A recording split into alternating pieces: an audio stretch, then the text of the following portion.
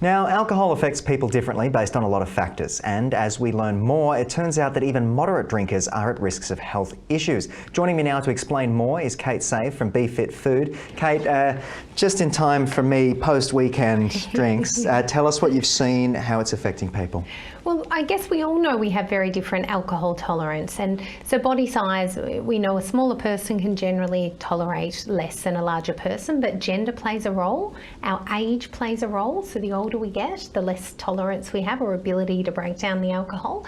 Our ethnicity, so around 50% of people from East Asia don't have the ability to break down alcohol very well, which results in them getting flushing of the face, maybe a bit of nausea, and generally not liking that feeling. And of course, what we've eaten and how much we've drunk. Okay, so how does alcohol impact metabolism, I guess weight management as well, especially for individuals if we want to look at type 2 diabetes?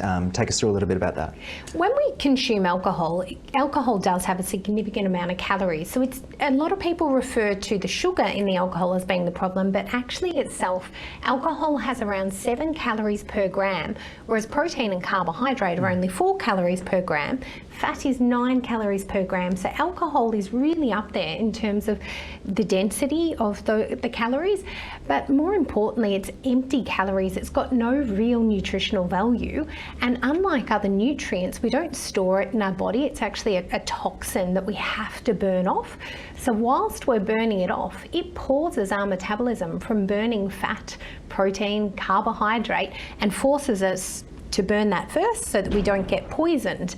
And I guess the result of that is anything that you eat or drink whilst you have alcohol in the bloodstream or even afterwards, you're going to store away as body fat. And most of us don't go for the celery sticks after a big night of drinking. It's probably wrong foods. Truth time. I had a couple of pints on the weekend alongside a pizza, and I am now calculating that maths in my head and working out that perhaps I could have made a better decision. But what are the effects of alcohol and brain neurochemistry? Here's another one for you when it comes to behaviour and of course those food preferences you mentioned earlier. Well, unlike other substances, alcohol actually can cross through all of the cells. It doesn't need a transporter to get into the cells, so it can really go through the blood-brain barrier and affect our brain directly.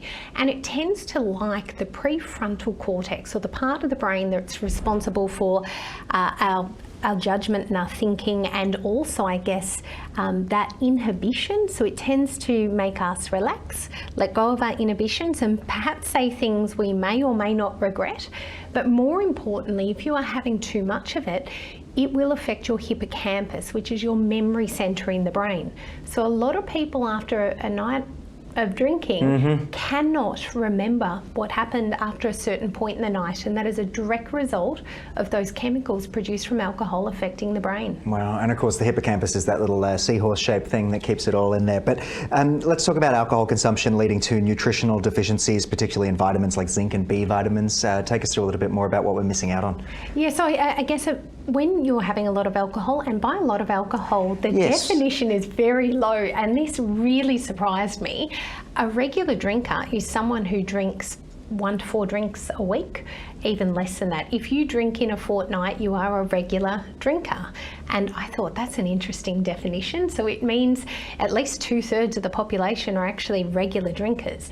And the alcohol itself does cause an inflammatory process in the body. And that's because when we break down the alcohol, the first step when it breaks down in the liver, there's an enzyme that actually converts ethanol into acetaldehyde, which is a toxin, a really dangerous, damaging toxin.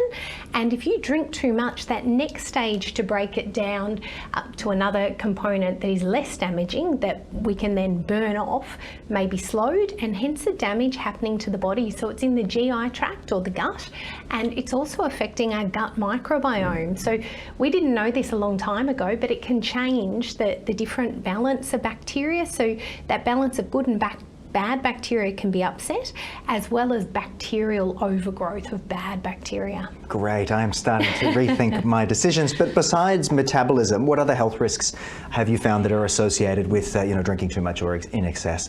And going back to that question about the neurochemistry in the brain, well, it does have an effect on the brain and in terms of our mood. So what we tend to find is People that drink more regularly and prefer alcohol and get this buzz from it, actually it affects them differently because of their genetics and the presence of a particular gene that increases how much enzyme they have and how they break it down.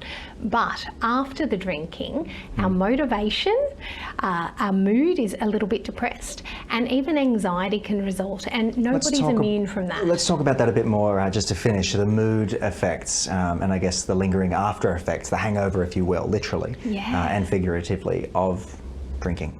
Yeah, so this high that some people experience with alcohol, and it's actually not everyone gets the high from alcohol. Hence, there's a lot of people that don't drink very much because they don't see the point. They actually don't experience it like other people do. So the higher the high, the more at risk those people are of alcohol use disorders because they feel good with it. But everyone comes down the same way, and the more you drink to go up, the longer the come down the next day. So it's never going to result in a good outcome for drinking more, because the more you drink, the more you'll want, and then the next day, the more you'll pay for it. And it's a vicious cycle, as we see with a lot of people out there, unfortunately, who deal with these things. But Kate, as always, thank you so much for joining me, and Thank you. I'll be rethinking my weekend plans based on what we talked about today. Thank you.